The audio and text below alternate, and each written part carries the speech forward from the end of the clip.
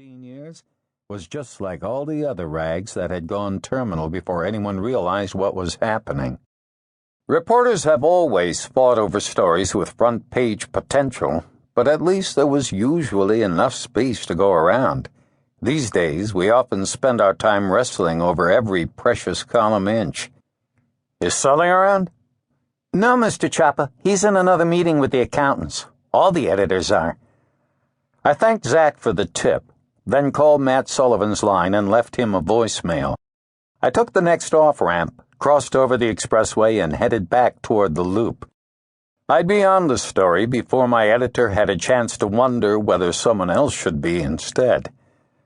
My office is located in the western suburbs, but I was in the city that day following a lead from Nina Candrolini, a pint-sized woman in her late 60s, who offered me a cup of green tea and a well-used chair to sit in while I drank it. I passed on the tea, and standing would have been the wise choice. You're my last hope, Mr. Chapa. Please, call me Alex. From the looks of it, Nina was wearing the same makeup she put on the day her husband went missing. Emil would never disappear like this, not without telling me. It's been 2 days now, and I know something bad has happened. Truth is, I normally would have given her a gentle brush-off. People do sometimes get lost for a day or two. These stories pop up all the time. You've tried the police? They came by, took my information, but they didn't seem to be in a hurry to do anything. Said he hadn't been gone long enough. I don't want to cause you any more worry, but have you tried the hospitals? Maybe he got in some sort of accident. She raised her voice, probably as much as her frail frame would allow. I've called every hospital and clinic in Chicago asking for Emil, or anyone unknown fitting his description. I'm not a fool, Mr. Chapa. Alex, I said gently. She nodded, sniffled, then I lost her face to a yellow embroidered handkerchief that I would have bet was older than I was. I'm sorry, Alex. Didn't mean to snap at you. I haven't been able to sleep and I'm a wreck.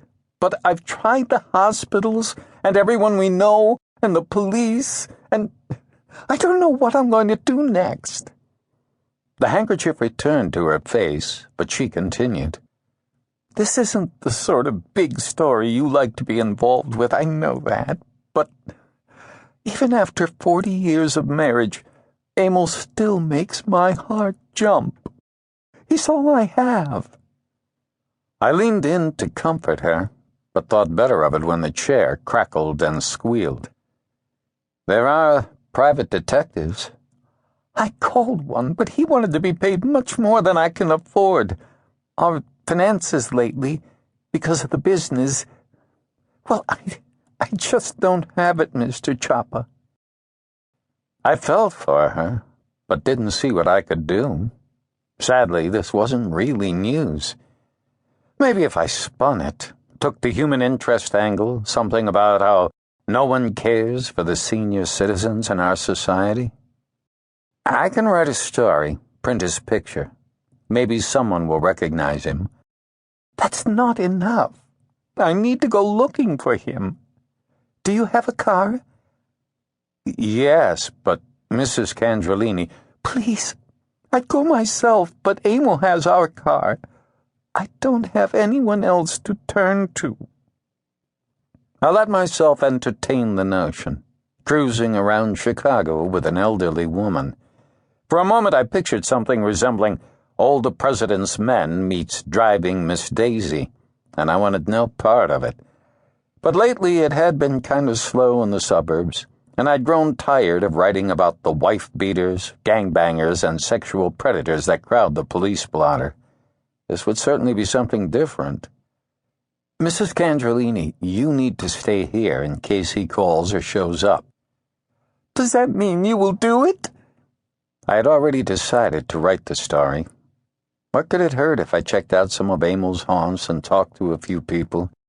It would be a way of getting background information. I can try.